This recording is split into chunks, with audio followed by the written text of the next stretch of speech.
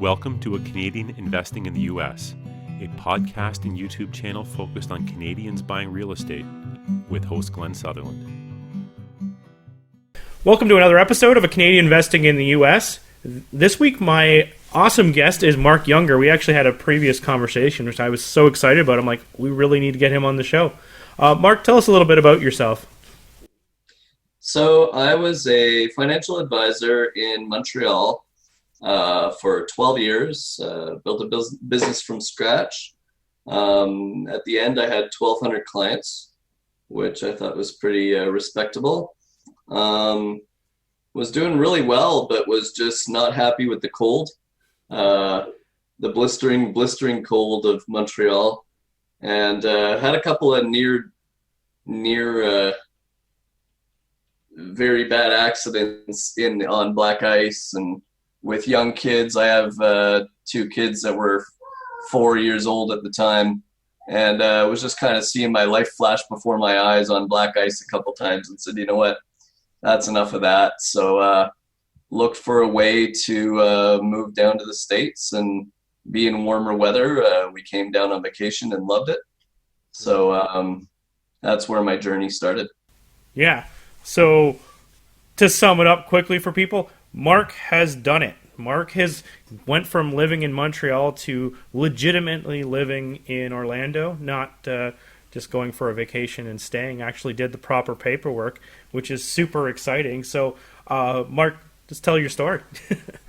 All right. Well, yeah, we came down on vacation. So the first idea, it actually didn't start with real estate. I was a real estate investor. I had a duplex, then a fourplex. So I just had my little thing going in Montreal as a side job to my job. And I was starting to look at I was investing in notes or looking at investing in notes. And I just thought I would be a financial advisor in the States. So I went down to the States and went to an insurance conference and just said, well, hey, I just want to come from Canada and just do the same thing, sell insurance and financial products, but in the US. And I was like, you know, my big bread and butter is mortgage insurance and life insurance. And they were like, oh, nobody gets that here. And I'm like, what? And they're like, yeah, it's just not in the culture. People get house insurance, people get medical insurance, lots of it, because it's terrifying down here. And I was like, I don't know anything about medical insurance. Yeah. You know, we have Medicare. So, you know, so what's that all about? So they were like, wow, you're going to have to learn all about medical insurance. And they said Obamacare is killing their medical insurance cash cow. So people are actually getting out of the industry rather than in. So it was bad timing. And then the companies that did want to hire me were like, we can't hire a Canadian, because there's a rule down here, like an American First rule, that if you want to hire any foreigner for a position, you have to put it in the paper or today online. And then for something like that, somebody explained it to me, if I was a left eye surgeon, it would have been okay, because they would have put something super specific. They would have put an ad out for a left eye surgeon. Nobody would have answered, and I would have got the job and I would have been fine. But with financial advisor, it's an easy job to get into, hard to master. Yep. But they could have just taken anybody with a college degree who needed a job, and they would have got the job over me. So that kind of deflated me a little bit. And they said, for those reasons, they don't do it, because too many Americans apply. So there's no point. They don't need a Canadian, no matter how good I was and had built my business to 1,200 clients. They were salivating over that. But they were just like, we just can't do it. We're not going to sponsor you for the green card. So I shifted focus, and I decided to stop. I didn't want to hit my head against the wall 20 times trying with different companies. Yeah. So once 2 said no, they wouldn't do the green card, I decided, okay, I'm going to buy a business. So my lawyer said, well, you could either marry an American or buy a business. And I asked my wife, who was if it was okay to marry an American, and she wasn't okay with. She wasn't on board with that plan. No, I wouldn't think so. Who knew? So basically, it came down to either buying a business or make it my own. Yeah.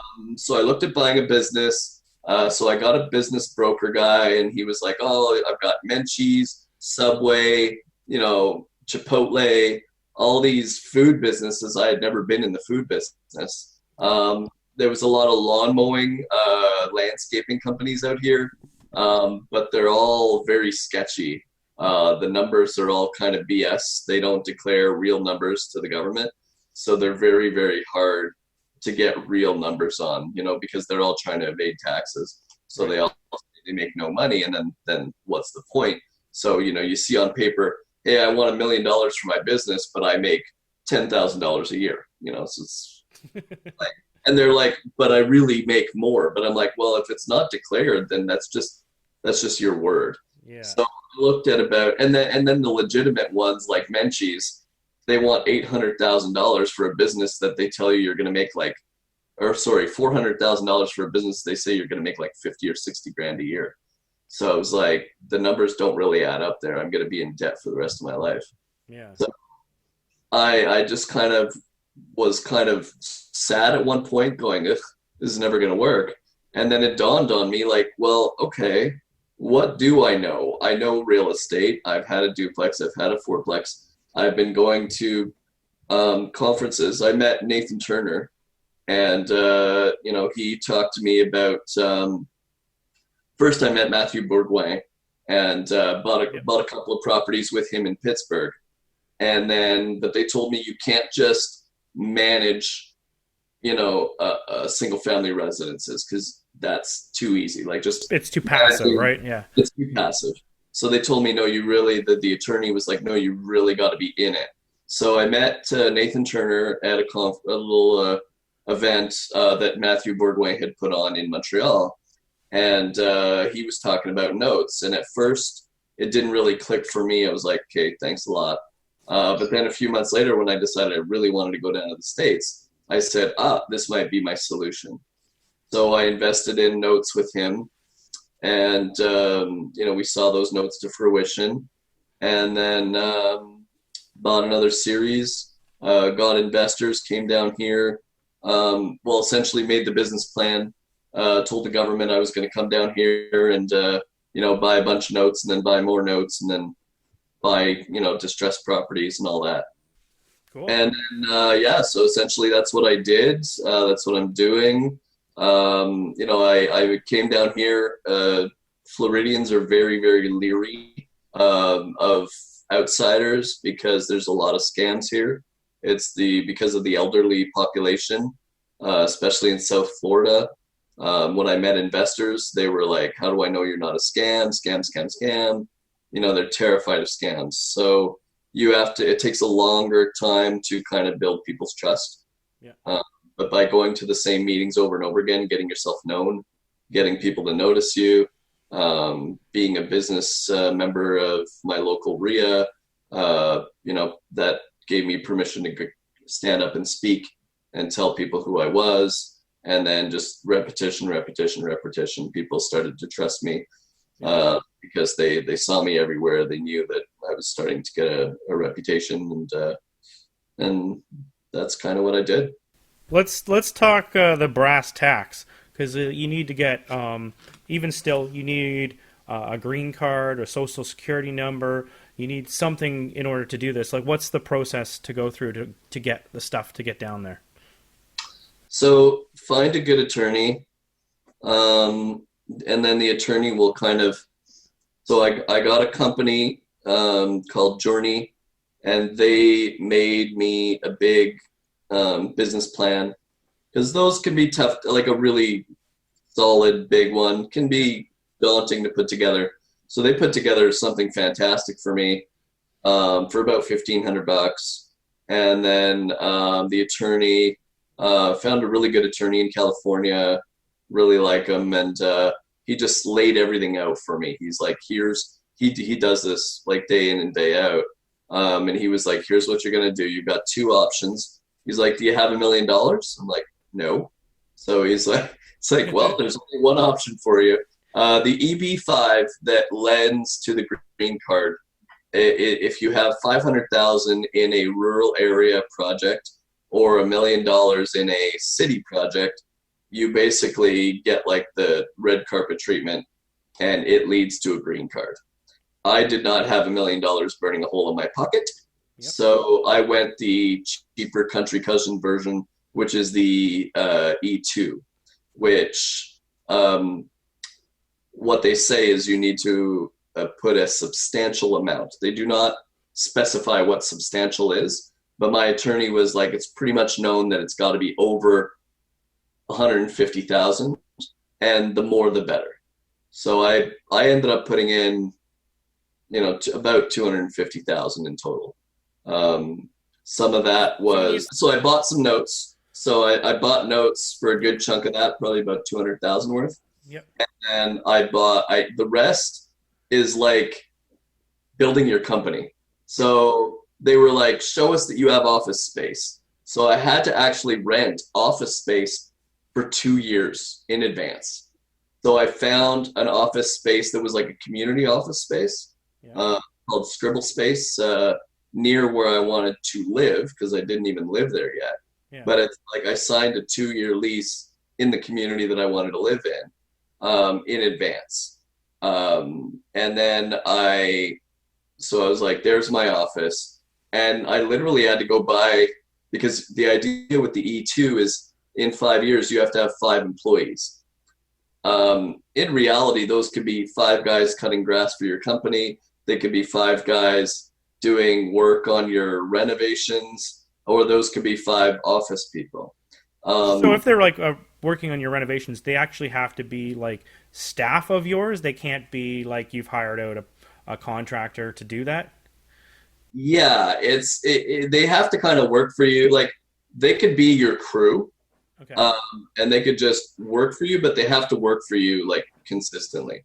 You can't just pick one up, let him go, pick him up. Okay.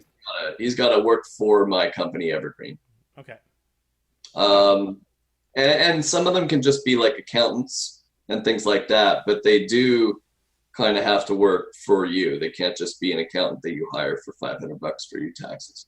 They have to really be an employee. So it is kind of yeah, it's tricky. Yeah, it's tricky because there's no real like standard. They're like, we would like this, and then you try to hit those standards. For example, they say 5 people, but my attorney's like, it's kind of 3.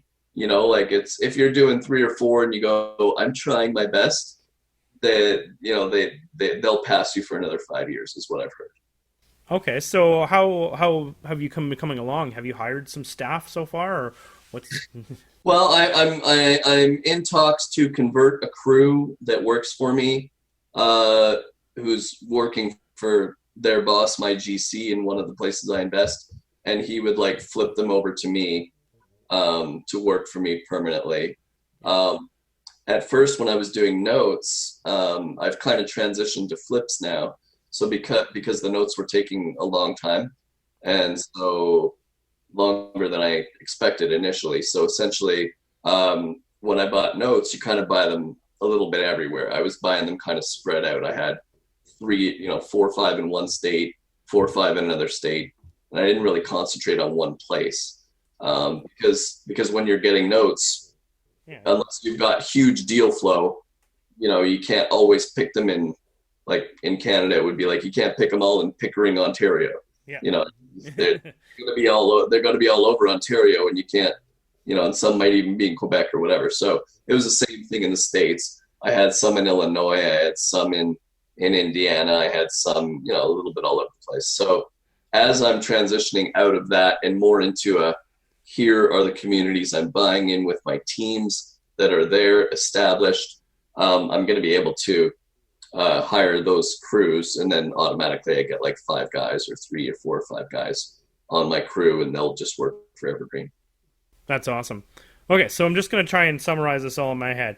So I want to go to the States and get a green card. I'm going to have to get a business plan.